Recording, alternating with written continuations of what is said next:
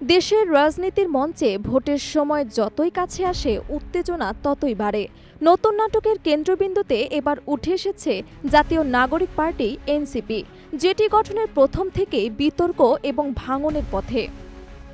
এনসিপির ভেতরে নানা মতবিরোধ ছায়া স্পষ্ট। সাবেক ইসলামপন্থী নেতারা যারা আর্থিক অনিয়মের অভিযোগে দল ত্যাগ করে আলাদা পথ বেছে নিয়েছেন, তাদের ভাঙনের পেছনে মূল কারণ ছিল দলীয় ব্যবস্থাপনার অভাব এবং অর্থের অপব্যবহার। দলের ৫ শীর্ষ নেতা সম্প্রতি কক্সবাজার সফরে গেলে ঐতিহাসিক দিনগুলোতে রাজধানী ছেড়ে দূরবর্তী সি পার্ল হোটেলে অবস্থান করায় গুঞ্জন উঠেছে। দলের অভ্যন্তরীণ অস্থিরতা যেন আর লুকিয়ে নেই। বিশ্লেষকরা বলছেন, ৫ আগস্টের জুলাই ঘোষণাপত্র এনসিপির রাজনীতির স্বপ্নের মৃত্যুর মতো। দলের অনেক নেতা মনে করছেন কেন্দ্রীয় নেতৃত্বের প্রতি তাদের আস্থা কমে গেছে, তাই তারা নতুন পথ খুঁজছেন।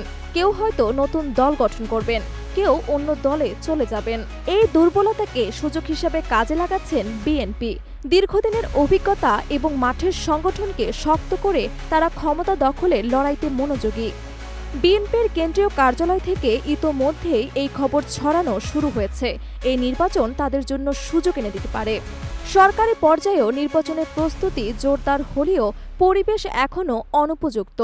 ডক্টর মোহাম্মদ ইউনূসের নেতৃত্বাধীন তত্ত্বাবধায়ক সরকার দ্রুত নির্বাচনের ডাক দিয়েছেন, কিন্তু রাজনৈতিক বিশ্লেষকরা মনে করছেন তাড়াহুড়োতে ভোট দেয়া বিএনপির পক্ষে লাভজনক হতে পারে। এনসিপি নরম সুরে রয়েছে, যেন তাদের হাতে তেমন কোনো শক্তি নেই, এক ধরনের ম্যানেজড অবস্থান। আবার এনসিপির শীর্ষ নেতৃত্বের মধ্যে বিরোধ বেড়েই চলেছে। হাসানাত এবং সার্জিসের মতো নেতারা দলের নরম অবস্থান মানতে পারছে না। কেউ কেউ স্বাধীন হয়ে কিংবা জামাত এবং ইসলামী জোটের সঙ্গে জোট গঠন করে নির্বাচন করার কথাও ভাবছেন। আরেক বড় রাজনৈতিক মোড়ের কেন্দ্রবিন্দুতে রয়েছে আমেরিকার ভূমিকা। সম্প্রতি মার্কিন রাষ্ট্রদূত লন্ডনে বিএনপির সেক্রেটারি জেনারেল তারেক রহমানের সঙ্গে সাক্ষাৎ করেছেন। এই পদক্ষেপ অনেকেই দেখছেন বিএনপিকে প্রভাবশালী করার লক্ষ্য, যাতে তারা নির্বাচিত সরকারের নেতৃত্বে আসে।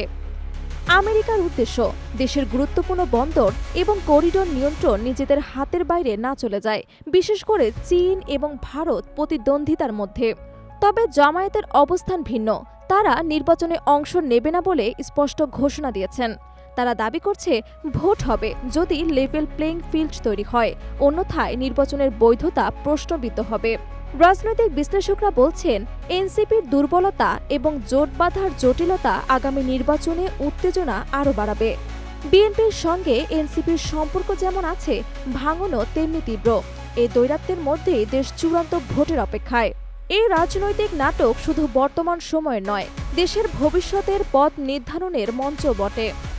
দর্শকদের কাছে অনুরোধ, আপনার মূল্যবান মতামত আমাদের সঙ্গে শেয়ার করতে ভুলবেন না। আরও গভীর এবং রাজনৈতিক বিশ্লেষণের জন্য আমাদের চ্যানেল সাবস্ক্রাইব করুন এবং বেল আইকনটি অন রাখুন। ধন্যবাদ।